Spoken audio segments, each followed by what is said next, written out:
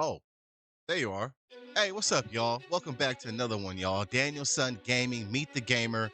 Hi, I'm Danielson. It's very nice to meet you. Hope you're doing well out there, y'all.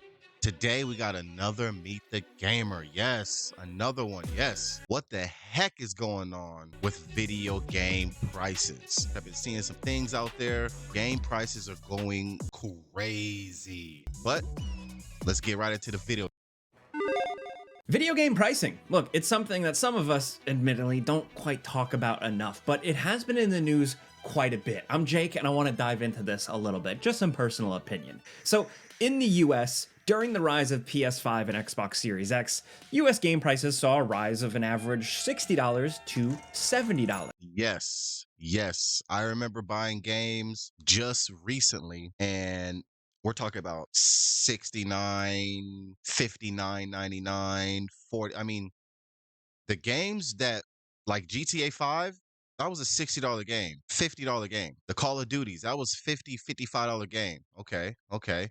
The other games, $40, $45, $50. Now the games are at minimum 59.99, and they're just going up and up.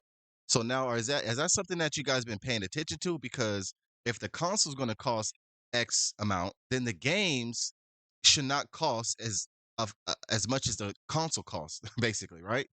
So you're basically paying like a third or a fourth of what the consoles cost for the game. So that's a big deal, man. That's a big deal. I be looking at games and I'm like, I don't know if I want to get that game because I don't want to spend that money on that game and it be not a good game. So that's why I like to do game reviews. I like to have this Meet the Gamer channel so you and I can both learn about the games ahead of time, get some type of information on them.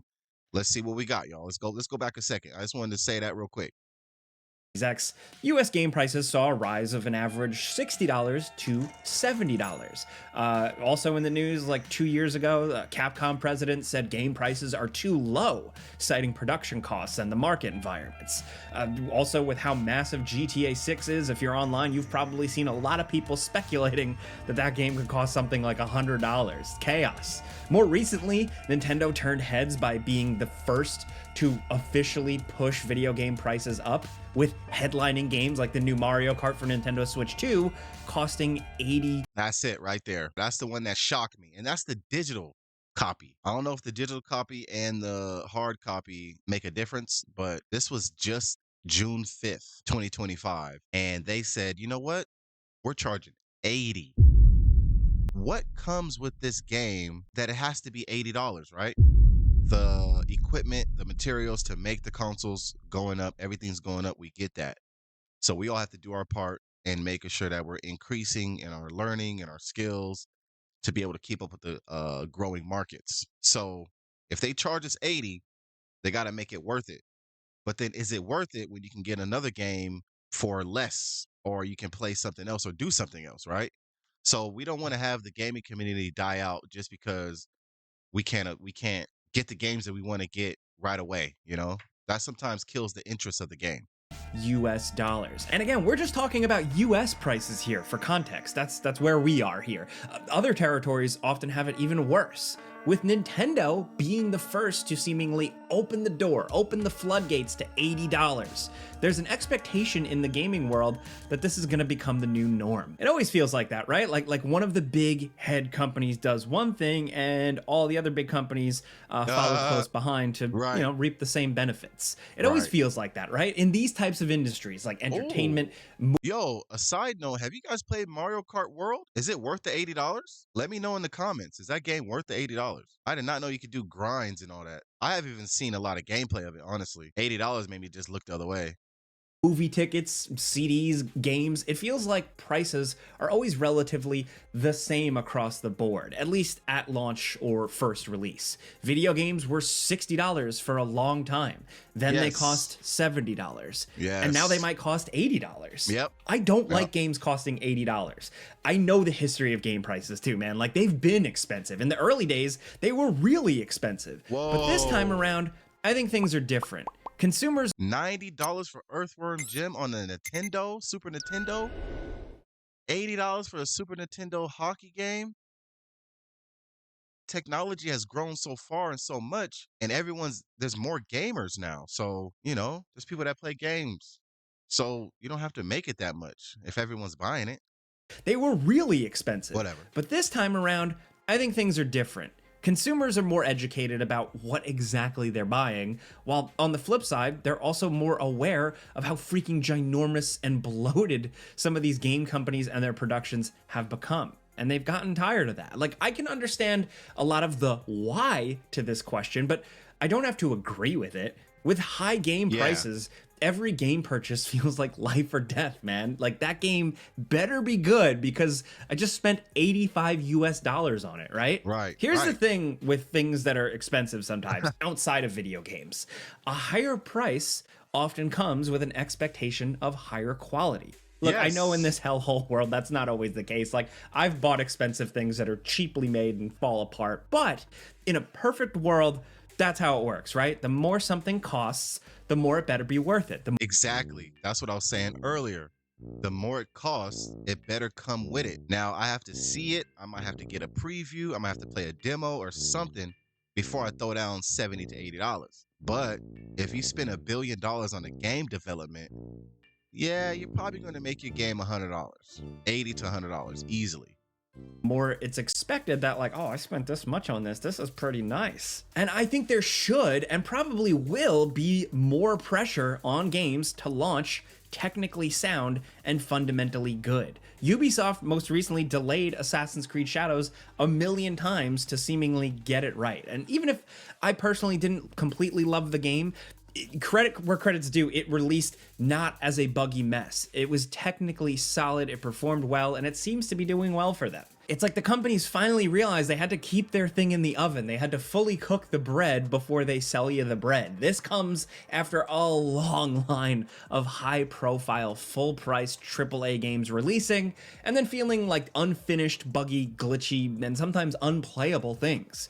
With a Right. higher price tag now, potentially, I hope players begin to demand even more from quality. I mean, a well-made thing, not a 200-hour open world game just bloated for the sake of the price tag and not actually the fun factor, but I'm just talking a good actual experience, a satisfying Oh, meal yeah. that works for you. Even with all that said, $80 is just a hard pill to swallow, and a lot of people are just instantly turned off. Look, $60 is a hard sell for people. Exactly. 59.99. I'm talking about games when they were 49.99 or games when they were 39.99. That was a big difference. $70 got really annoying, and $80 can, for some, feel like a bridge too far. Unless it's, of course, for like one of the best games ever made or something. Look, I just say all of this because players are already selective. There's a huge group of gamers out there that are happy to wait for a game to drop in price or go on Game Pass or PlayStation Plus or get it in a bundle or something like that. These are smart, selective buyers, and they're only going to be more choosy with higher prices. I think an $80 price will just push people away more. I think this subsection of game buyers is only going to grow. I think there's just going to be more and more people that just wait for Steam sales or embrace a subscription. That is a big deal. If the games come in a bundle, if they're on some type of discount, if they go down in price any kind of way, I'm on those games. So he's right. He's right. There is a group of gamers for sure that know how to select the games they want to play and get them at the right time for the price that's right. Okay? You can't just have a game drop and immediately get it because give it some time, most likely it's going to drop down, it's going to come in a bundle, it's going to come in some type of pack or something like that. And you just have to be on the lookout for that. So as you watch these Meet the Gamer videos, I want you guys to also react with us, catch my reaction to the video, but also have your reaction and comments too, because we're having commentary on why games are $80, $70, $60, right? And we're seeing the rise and increase like Madden, NBA 2K. I mean, all these sports games and all these just open world games, shooter games, everybody's going with the high price, but then they're not delivering with the high quality. So we have to be able to discern what games we want to get and how we want to get them, you know? That's very important, you guys. This is a gaming community, and we're just here to talk about games and see how we can continue to enjoy them. Plan. Despite that, recently analyst Reese Ellis told GameSpot that, and I quote, the market will bear it. Plenty of gamers are willing to pay price points above $70, as shown by the high number of those willing to pay $100 for For a few days early access, the market would bear it. Plenty of gamers are willing to pay price points above 70. Are you one of those? Are you one of those? Are you willing to pay price points above 70? We were already at 50. 50 is like a perfect number for a game. $49.99. It says the market would bear it. Plenty of gamers are willing to pay price points above 70, as shown by the high numbers of those willing to pay 100 for a few days early access. Are you one of those people that jump on the game immediately? Are you one of the ones that just wait for it to hit 70? few days early access. But personally, I think that even if that is the case, even if the numbers show that, we're still going to see a rise in even more frugal, thrifty gamers than ever before. But there are indications of like a proper way to do game pricing, just like a little bit here and there if you read the tea leaves and you pay attention. An across the board price increase might not be a 100% guarantee, or at least we hope so. Take these specific recent examples. So Expedition 33, it's one of my favorite games of the year, so I'm kind of biased, but this game released for a $50 price tag. There we go. AAA. There we go. I like this game. I saw some gameplay on it. This game got good vibes. It's got a good storyline. I don't have it myself, but I didn't know that came out at 50. That's cool. They're smart. They're smart because they're going to give you the quality you need. They're going to give you everything you need in the game. The game's going to flow right. And they're going to say, let me get 50. Oh, yeah. All types of gamers are going to jump on that. While these big names and these guys over here trying to go 70, 80, some people are going to be like, hey, look, I got a good game. I put my heart and soul into it. It's well done. $50. That's good. That's good. We're going to get people that understand that. That's good. I like to see that. Good job, you guys. Expedition 33. That's good. A game releasing with the price tag that AA games often embrace. This game was worth the price, and maybe even then some, depending on who you ask. Another big one, a bigger one, arguably, Mafia: The Old Country. This is just a big, fancy, shiny new AAA game with crazy graphics, voice acting, motion capture, big production value. Have you guys played this one yet? This one's new. This one literally just came out. What's he gonna say? How much he gonna say come out? I didn't know how much it was. How much was published by a massive gaming publisher corporation. This is also releasing at $50 US. 50? With the people behind this specifically acknowledging that they're trying something out here. With the 2K publisher quote, they said, "We think there's a large audience for compelling stories that don't require massive time commitments," and then pointing to their price reflecting that. So hell yeah, let's go. All right. Look, I wouldn't have brought this up if it wasn't from 2K. It's one of the massive game publishers behind billion-dollar franchises, as well as parent company Take-Two, of course, behind the upcoming GTA 6. For one of the big players, the big heavy hitters here, willing to be flexible and possibly experimental. Wait a minute. I didn't know that It Takes Two and 2K are the same developers. Oh yeah, they got bread. They got plenty of cash flow. That's what happens, man. Like with TV shows, some TV shows will literally stop production if they don't see that they're going to reach their return on investment. They spend X, Y, and Z on the show, and they need to make certain amount each series or each episode or whatever have you. Each time it airs, they need to make a certain number. And when they don't see that number coming, they'll just stop the show. They'll just cancel the show. So game developers need to understand, you put in the effort, you put in the work, real gamers like you and me, we're going to get the game, especially if you throw 50. You could throw 60 at it. If the game got that, you could throw 60 at it. But when you throw 50, what you're saying is, hey, play this game. Enjoy this game. Get into it. Experience something. Start something. Finish something. Learn what real gratification is. You know what I'm saying? There's a lot that goes into gaming, y'all. There's a lot that goes into gaming. I love me some games, man. This is why I'm here. This is what I'm supposed to be doing, man. This is what I'm supposed to be doing. Thank you guys for watching as well.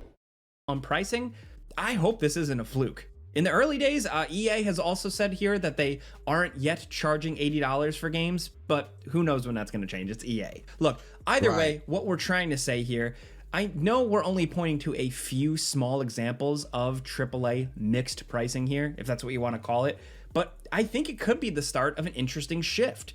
Lower price points can Oh, be exciting, can get more players to come out, get more players to at least take a second look. It can also lead to more competition. Launch your games in a good state. You think you could charge $80? Good luck. It better be worth it, man. There's another game over here on the corner that has good word of mouth and it's only 45 bucks and it kicks just as much ass. And again, don't get me wrong, mixed pricing has been around, especially in the indie and AA scenes, right. but to see it being more of a mainstream AAA thing, this could be good. I don't want to accept an across the board bulk price increase. I don't want moving forward every game to cost $80. Mixed pricing lets publishers and developers maybe, I don't know, experiment a little bit in an environment that is extremely risk averse, usually. They can stand out a little bit more, maybe find a player they wouldn't otherwise, and honestly, really, ideally, keep things competitive. If these Right. publishers can figure out their production costs and their publishing and pricing models, there could be more potential. And even just looking back at some big flops, if the prices were tweaked, maybe they would have fared a little better. Everybody talked about how Concord should have been free to play. Yeah, right? But even going back, like maybe things like the Order 1886 should have had a price that more reflected that specific experience. Are publishers waking up to this? I don't know. Maybe some of them. And a recent example, Randy Pitchford, the head of Gearbox, who is developing Borderlands 4, he did Huh? recently get in hot water for saying to a fan on social media, asking about the new game being Randy, this game better not be $80. Don't take that risk. A lot of gamers aren't going to pay $80 and feed this notion of constant increase of the price tag. You are the CEO. You have some say with the price when it comes to your publisher. What'd he say? What'd he say? He did recently get in hot water for saying to a fan on social media, asking about the new game being potentially $80, and I quote, A, this is not my call. B, if you're a real fan, you'll find a way to make it happen. My local game store had Starflight for Sega Genesis for $80 in 1991 when I was just out of high school, working minimum wage at an ice cream parlor in Pismo Beach, and I found a way to make it happen. Again, that main quote, the real bomb drop here is, if you're a real fan, you'll find a way to make it happen. I'm not sure he should have said it like that. Um, because at the bottom he says, I was just out of high school working minimum wage at an ice cream parlor. So we have to work, right? A lot of you might go to school, but you're going to have to get a job and you're going to have to work and you're going to have to be spending your money on things you need. Okay. Gaming is not something you need to do, it's something you can do if you work and have the money to do it. Okay. But with me, this is my job. So everything I get, I have to put in it and make sure everything makes sense number wise.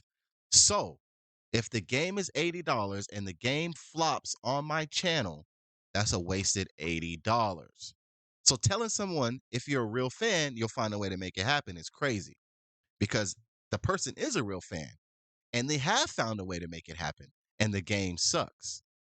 Or the person is a real fan and they just don't want to spend $80 on a game at the moment. I don't know. What you guys think about this one, man? If you're a real fan, you'll find a way to make it happen. I'm gonna talk to you guys real quick, man. This is Meet the Gamer. If you are a real fan of games, click the like and subscribe button because we're gonna have games on this channel that make sense. We're gonna have games on this channel that you might enjoy. So stay tuned and stay locked.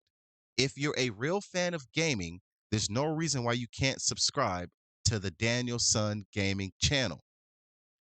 I'm not mad at you if you don't subscribe. I'm not mad at you if you don't like it. But please keep the comments solid, keep the comments healthy, because what I'm trying to build is something bigger than somebody just saying, I'm playing games for fun. No, I play games because that's what I do. So when games cost too much and when they start to go too high, my channel, my work, my entrepreneurship, everything just slows down. So I need things to make sense. You guys can help out a lot by subscribing and liking, by pushing this community forward so we can grow together. A game that you don't want to buy might be a game that I'm able to buy and play, and you can enjoy it as we go on the roller coaster together. Look, man, with him being like back in my day in 91, like me too, okay? I mowed lawns, I sold all my stuff. I sold my comic book collection and all my older games just to get my hands on a PlayStation. I did whatever it took. And even if, yes, Borderlands 4's production costs are reportedly double that of Borderlands 3, the average consumer does not care about that and doesn't necessarily want that cost passed on to them. What does that even mean to them? But Right. like, what I'm trying to say here is that the corporations, the executives specifically here, they shouldn't take us striving to buy these things or take our fandom for granted. Yo, so how you guys feel about this, man? How you guys feel about the angle that some game developers are taking? Games are supposed to be fun. They're supposed to have an experience, right? We understand that there's monetary gain, but at the same time, don't pass that on to us. There's plenty of gamers out there. If you make the games reasonable prices, the games will be bought. It's automatic. But to make someone sell their freaking life, to sell their car, to sell their house, just to get 5 games is crazy. And then to expect us to do that. We used to have to, I used to have to watch my brother and my cousins play the games, and I would just be immersed with them, you know? Zelda, Metal Gear Solid. I mean, just plenty of games that they're playing and they're beating them. We're having talks about them. We're trying to figure out levels. We're all passing ideas around. That's what the comments are for, you guys. So here on Danielson Gaming Channel, we're gonna talk about these things. But when you go watch our gameplay, I'm gonna be talking and stuff like that. I'm gonna make sure you guys are engaged, but I'm really looking to immerse. They shouldn't expect us to just buy the thing. They shouldn't expect us to just grovel. They should work to earn it. And we've always talked about Exactly. Nowadays, it's just give me, take, and I'm gonna give you something that I barely worked on. No, no, no, no, no, no. You have to earn those things. Let me go back. Let me go back. Let me stop. Let me stop. Let me stop. This is I'm sorry. I'm sorry. I'm sorry. specifically here, they shouldn't take us striving to buy these things or take our fandom for granted. They shouldn't expect us to just buy the thing. They shouldn't expect us to just grovel. They should work to earn it. And we've always talked about good games, and like merit and people just buying good things, yes, but also, maybe the price factor should work to earn it as well. Like two different shoemakers make different shoes and sell them at their stalls for their own chosen set price. I'd love to see more of the bigger publishers embrace this idea. If a game like Expedition 33 can launch at $50 US and blow everyone away and apparently be a success, maybe this can be a teaching moment and maybe a little bit of a sign of things to come. Could you imagine a world where all of the big headlining exciting games, every single one is announced and then there's a debate of how much it's actually going to cost? If there is a range from say $40 or $50 to $80. As a person who buys games but also just as like a spectator, I would love to see games just come in at different prices. Leads to interesting conversation, but again, the biggest thing is more purchasing power, more purchasing decision making, more options, all that stuff. Anyway, ultimately the question of this video, is this the right way for game pricing? I think it's a step in the right direction. There will always be people out there that just think every video game should be free, and then there will be people who say, you lazy bum, get a job and pay $90 for that US game. But I think the reality is somewhere in the middle. So let me know what you think down in the comments. Okay, we're gonna stop it right there. Because the question is, he said, should games cost $80? Is it fair, right? I don't think it's fair that it costs $80 because as a gamer, as someone that plays games, I'm going to get the game if the game makes sense. But to hype up the price doesn't really make sense to me because now, instead of me enjoying the game, I have to make sure the game's perfect. And now I'm going to be nitpicking and now I'm going to like have this expectation that doesn't really need to be there because a game is fun regardless. But when you pay for something and your hard-earned money goes towards that, it has to give you gratification, has to give you results. So I think it's a crazy thing that the game prices have been going up, up, up, up, up. And I'm very meticulous. I'm very cautious about how I spend my money and stuff like that. So we want to see what your comments are down below. What the hell is going on with video game prices? We're going to check you guys out in the next video. Make sure you like, subscribe. Thanks for watching, you guys. And we'll catch you in the next video. Peace.